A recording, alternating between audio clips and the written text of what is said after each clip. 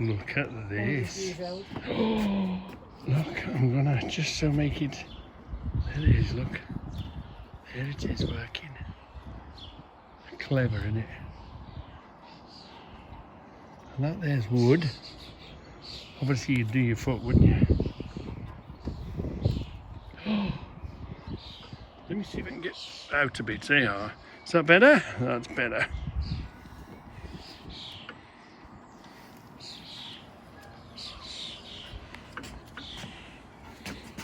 Ooh.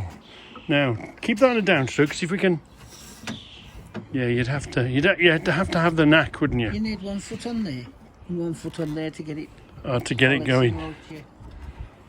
Because as you push down, you got to flick the other one back. And the little Push down with 1 foot. little shaft there, look. Yeah, it'll go. It'll just needs to be in the right spot.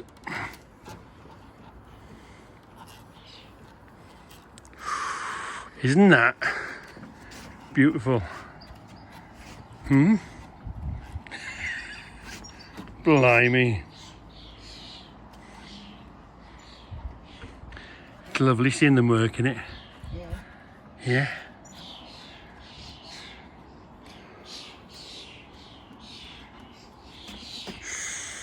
Ooh. Well, my little beauties, what have we got here today? Look.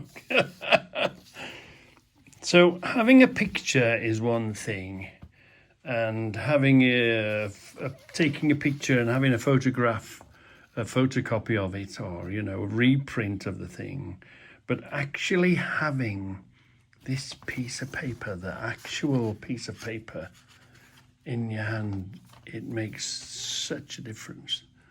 So this was in 1959, Eastbrook, Allcard. We think we'll have to look at the set to see that was what they put in the set or replacement for the set. And that was the prices, look. Yeah. Okay. Now, we've seen this one before. We've seen a copy of this one before. But this is the actual piece of paper in here. Look, this one. Yeah, and here we are again, the actual. And look, can you see the date? 1881. 1881. How on earth does it survive? How does this actual piece of paper, where these have come from? They were put in a drawer in a cupboard and they were never touched. From when these went into the cupboard, nobody has been in the cupboard since. No. Absolutely amazing. We're pretty sure the people that put it in the cupboard are well gone. So look, we've got a 1905. It's been audited, look. This one. Weighing machines again, look. Look at this.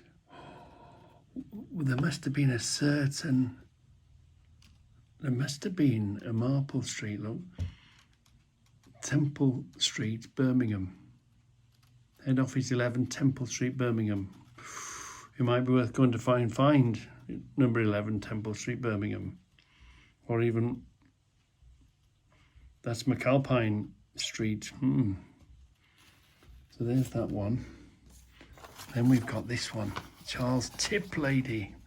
What a name. This one's Glasgow. Is this the one? Oh no, that's in the, no. Mill Lane. Be interesting to find these addresses and what's going on at those addresses now. Probably been flattened to put a load of houses there. But look at these with the prices on them. Amazing. That one's 1882. And again, here we are. This one is 1881. See the way they wrote things. And so like I say, seeing them in a book, seeing them on a computer screen or whatever, that's one thing. But actually having the actual piece of paper is amazing. I find it so fascinating. And do you think I'll be able to, the old staples make it rust, don't they?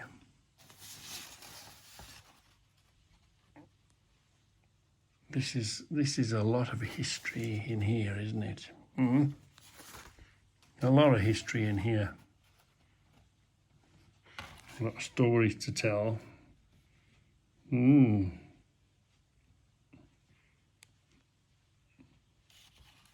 pricing. was that a lot of money? This one, look. This one's that's a January invoice, look. And this is February. That must have been quite a lot of money at the time. Must have been, mustn't it?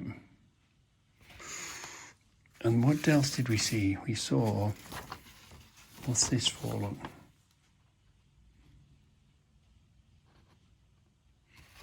And we saw this, let's go back to the bottom one. Let's go back to the Eastbrook. He was paying, that would be 13 shilling and 7 pence, isn't it? So the whole bill was £10.45. What's that little stamp there say? And another little stamp here, look. Just a faint little stamp there. But in 1959, even 10.45 was quite a goodly amount of money. What's that? Oh, terms of sale. Yeah. In the bottom there, look.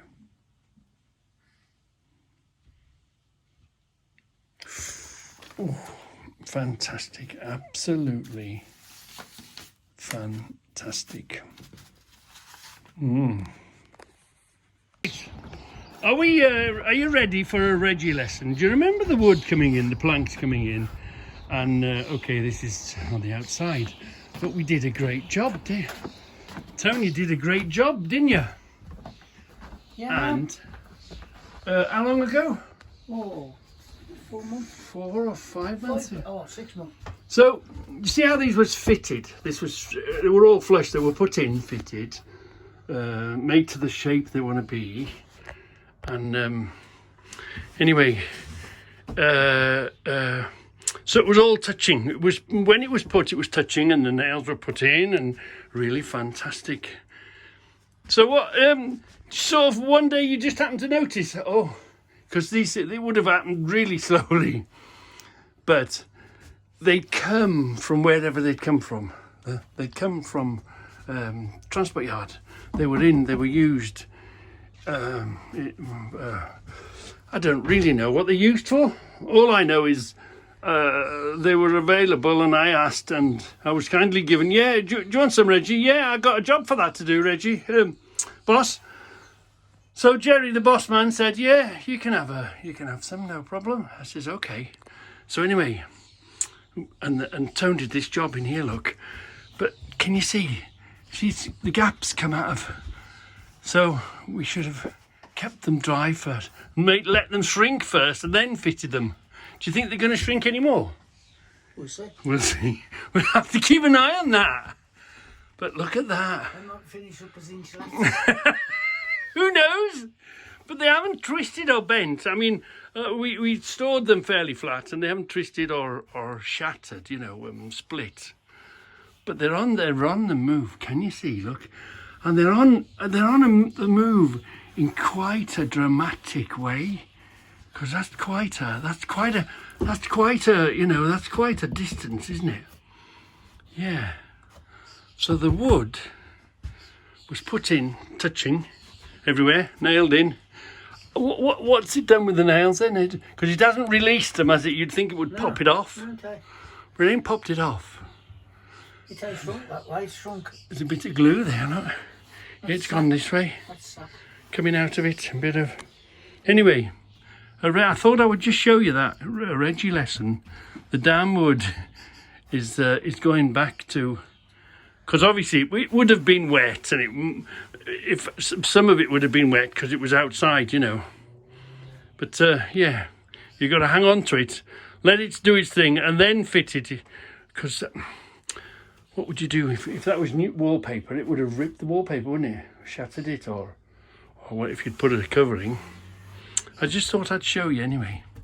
Yeah, look. But if you'd have built a log cabin 8 foot, you'd have only had one 7'6". Of course, yeah, look. That's, you know, it all adds up. All this space that it's moved, it doesn't half add up, doesn't it? So I'm sure you'll tell us all about that, won't you? And some of you knew about this before, but you didn't tell us before. You're only telling us now, aren't you? It needed seasoning. This is for Jim. Look at this, Jim. Flashes, photos, 2 of them. Plug it in, works. It's either a studio light or a studio flash. Yeah, and you can plug it in so when you flash your camera, this will flash. 240 volt. Light. Jim Bob. 2 of them. 2 of them. Oh, it seems to have another bulb behind it, look. That's the flash. Oh, is it? Is that the flash? The ring bulb's the flash. How much down? For the 2? Yeah. 35 quid. 35, okay. I'll send Jim the picture, see if there's any good for Jim. Jim, Ginger Innovations. Ginger Jim! We've got one plugged in. There's the light, look. Hang on, what we're looking for. And there's... No, oh yeah, that's ready to flash now. Yeah, right. Ooh! Did you see that? Yeah. Flashed. So if you're taking a picture of anybody, yeah, and you don't use the flash on the camera, yeah, you just do that. Okay. Right. A bridge which carried traffic over the M6 in Walsall for 50 years has been demolished. It was over junction 10 of the motorway. It's been removed as part of a £78 million upgrade in an effort to cut congestion. It's being replaced by 2 new bridges which will increase the number of lanes around the junction from 2 to 4.